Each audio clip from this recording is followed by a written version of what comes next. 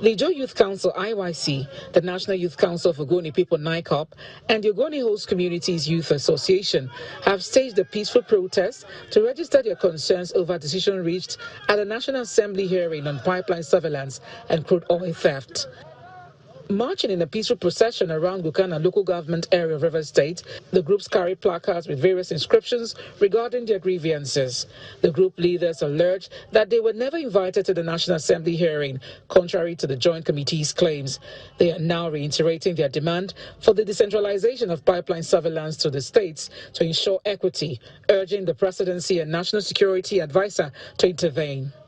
The federal government, as a matter of national urgency, decentralize the pipeline surveillance contract that has been monopolized for the interest of equity and fairness.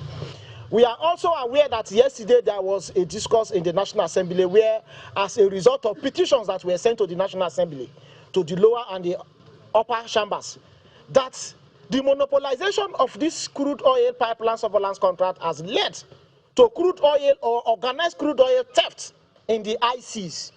And that the National Assembly, which is shadowed with the responsibility of oversight, should investigate. Only for the National Assembly Joint Committee to meet yesterday to call one particular group of the surveillance contract to come and give their scorecard undermining or declining the exact reason why the petitions were raised.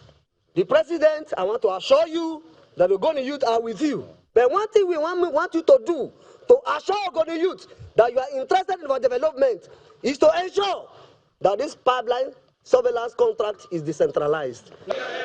Days after some traditional rulers called for the contract to be retained in its present form, in Okochiri Kingdom, a group of traditional rulers is urging the president to split the contract to allow indigenous communities to play a more active role, arguing that the current arrangement excludes the locals. I wish to call on His Excellency, the President Bola Ahmed Tinubu, GCFR President and Commander-in-Chief of the Armed Forces of the Federal Republic of Nigeria, to take deliberate and necessary steps towards the decentralization of the pipeline surveillance contracts in the Niger Delta.